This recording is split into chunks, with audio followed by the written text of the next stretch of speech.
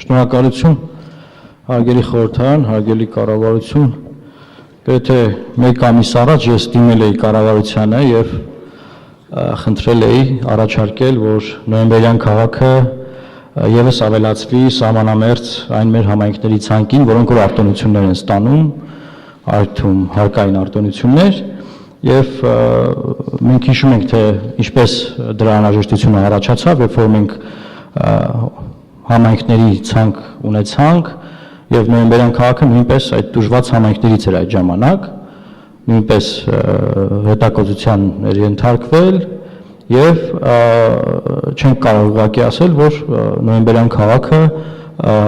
որևէ կերպ սահմանամերձ նշված մյուս համայնքներից ինչ որ բանով տարբերվում է, եւ տարբերվում է միայն իր մեծությամբ։ Սակայն պատասխան եմ ստացել, որտեղ ասվում է, որ նպատակահարմար չեն գտնում այլ համայնքներ այդ ցանկում ավելացնելու, իրականում մինչև վերջին օրերի ռազմական գործողություններն է այս առաջարկությունը ներկայացվել, բայց հիմա ես կարծում եմ այս խնդիրը ավելի է սրվել։ Ես ուզում եմ մանրամասն մենք մի հատ քննարկենք եւ հասկանանք կառավարության մոտեցումը սրա հետ կապված, որովհետեւ իմ կարծիքով սահմանամերձ համայնքում ապրող քաղաքացու եւ ոչ սահմանամերձ համայնքում ապրող քաղաքացու, օրինակ Երևանում, Վանաձորում, մյուս տեղերում ապրող պետք է տարբերություն լինի պետական մոտեցման եւ բնականաբար մենք չենք կարող ասել, որ այդ մարդիկ ունեն հավասար հնարավորություններ,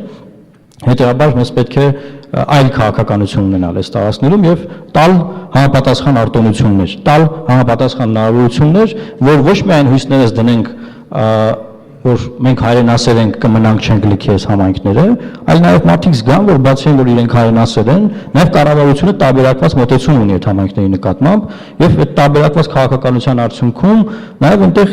ավելի շատ իմաստավորված լինի գործառույթությամբ զբաղվել, ինչ որ արտադրամասեր ունենալ եւ այլն եւ այլն։ Սրա հետ է կապված ես կցանկանայի լսել կառավարության պարզաբանումը, թե ինչու նպատակահարմար չէ նոյեմբերյան քաղաքին նույնպես տալ նշված արտոնությունները։ Շնորհակալություն։ Արդեն կպատասխանի տարածքային կառավարման եւ զարգացման նախարար Դավիթ Լոքյանը։ Համեցեք, պարոն Լոքյան։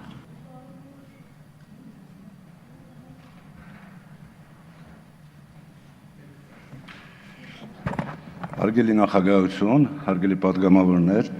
պարոն Մարուքյան, բնական է, որ ձեր բարձրացած հարցը արդիական է, հատկապես այսօր, եւ այն պատասխանը, որը փոխանցվում է ձեզ հարցադրմանը, իր մեջ ունի հիմնավորումներ։ Ընդհանրապես ցանկի կազման հիմքում դրված է եղել Պաշտպանության նախարարությունից ստացված ուրեմն հատուկ փաստաթղթային կազմ, որն իր մեջ ներառել է ժամանակի բավականին երկար հատվածում տվյալ համայնքի ռմբակոծության եւ այլն պատերազմական գործողությունների մոտ լինելու հանգամանքը։ Այն հարցը, որ ցանկը ավելացնելը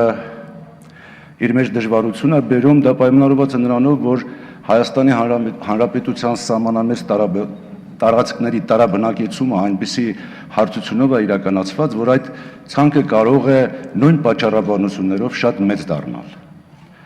Բայց կառավարությունը այս հարցին շատ լուրջ ուշադրություն է դարձրել եւ մենք պարոն վարչապետի մոտ քննարկում ենք ունեցել կոնկրետ նոյեմբերյան քաղաքի հետ կապված հարցով։ Մեր պատասխանը նպատակահարմար չլինելը ունի իր շարունակությունը։ Առաջիկայում մենք պլանավորում ենք նոյեմբերյան քաղաքում իրականացնել զարգացման ծրագրեր, որի արդյունքում մենք տվյալ համայնքի բյուջեն մեծացնելու ավելի լուրջ հնարավորություններ կարող ենք ունենալ։ Եթե նայում ենք նոյեմբերյան քաղաքի ուրեմն հարկատեսակների այն գումարները, որոնք պետությունը այսօր գանձում է շրջանառության հարկի տեսքով, ավելացված հարկի տեսքով, բացառենք հողի հարկը եւ գույքը հարկը, պետական հարկերի մասին է խոսքը, ապա այդ ամբողջ գումարը կազմում է շուրջ 144 միլիոն դրամ։ Պարզապես նոյեմբերյանի տարածքը այսօր մտնում է մի մեծ ծրագրի մեջ, որը ապահովելու է տարածքների խոշորացում, համայնքների խոշորացում։ Մենք քննարկում ենք նոյեմբերյանի ամբողջ նախկին շրջանը իր 31,000 բնակչությամբ բաժանել երկու խոշոր կլաստերների։ Կլաստերներից մեկը սահմանամերձ տարածքի բնակավայրեր, երկրորդ կլաստրը մայրուղու շրջակայքում ընկող կլաստրները։ Ելնելով այս ընդհանուր տրամաբանությունից, մենք փորձում ենք ձեռնպահ մնալ այս հարցը, ուրեմն այս հարցի լուծումը տալուց եւ հարցի քննարկումը տեղափոխել 17 թվական, երբ որ համայնքների խոշորացման այս գործընթացը կընթանա։ Սոցիալական ապահովության մասով հայտնի է ձեզ, որ օրենքը, որ ընդունվել է 14 թվականի նոյեմբեր կամ դեկտեմբեր ամիսներին, փաստորեն գործելու է մինչև 18 թվական, եւ ես կարծում եմ, որ 17 թվականի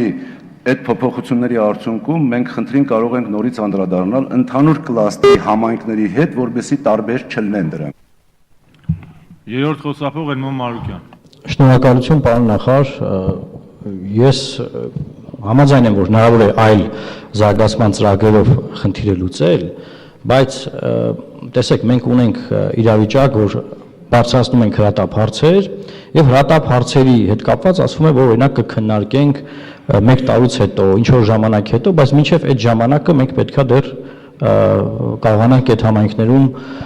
իրավիճակ ունենալ եւ փորձել նաեւ զարգացնել։ Ես կարծում եմ կարելի է ժամանակավորապես ինչ որ լուծում գտնել, թեկուզ ավելացնելով ցանկի մեջ, հետագայում երբ որ խոշորացումը կլինի եւ ավելի լայն նոր հնարավորություններ կստանան, ավելի լավ, պարոն նախարար։ Եվ ես քանի որ հնարավորություն ունեմ, չգիտեմ, մյուս անգամ հերթս կհասնի թե չէ, այս օրերին նաեւ հարց է բարձրացվել, որ Հայաստանի Հանրապետությունից դեպի Լեռնային Ղարաբաղի Հանրապետություն ճանապարհին մարդիկ շատ արագ երթևեկում են պայմանավորված իրավիճակով, նաև լրագրողներն են այդ հարցը բարձրացրել եւ առաջարկում են, որ այդ տուգանքները գոնե հանվի այդ տեսանկարող սարքերով։ Ես դրան ցանկանում եմ ավելացնել Բերթավան համայնքում տեղադրված տեսանկարող սարքը, որը նույնպես նույն իրավիճակն է եւ այնտեղ էլ նույն խնդիրը կա։ Գոնե սահմանամերձ շրջաններից ու սա հետ կապված մենք քայլեր անենք, էլի, այսինքն մի հատ էլ այդ վիրավոր տեղափոխող մեքենաներին չտուգանենք։ Ես խոսել եմ ճանապարհային ոստիկանության հետ, ասել են քննարկում ենք, բայց ես այդ հարցը բացացել եմ մինչև ԼՂՀ գնացողի հետ կապված։ Բերթավան համայնքի հետ կապված, պարոն նախարար, ձեզ խնդրում եմ, որ դուք էլ հաշվի առնեք եւ Տավուշի մարզում էլ նույն խնդիրը կառուցենք։ Շնորհակալություն։ Շնորհակալություն, պարոն Մարուկյան։ Ես կարծում եմ դուք ճիշտ հասկացաք ինձ։ Մենք նոյեմբերյան քաղաքի հետ կապված խնդիրը այս առաջարկով ենք փաստորեն տանում, որբիսի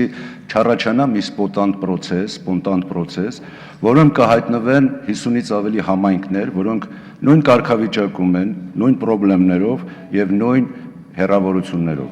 Այս տեսակետից ես պատրաստակամ եմ մանրամասը քննարկելու առաջիկայում խնդիրը, նայելու թե ինչպիսի հնարավոր ձևեր կարելի է ընտրել այս հարցի բացատրություն տալու։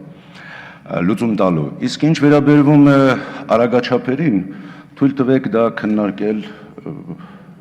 եւ առաջարկել։ Ես Բերթավանում ինքս տեսել եմ վերջերս արագաչափը,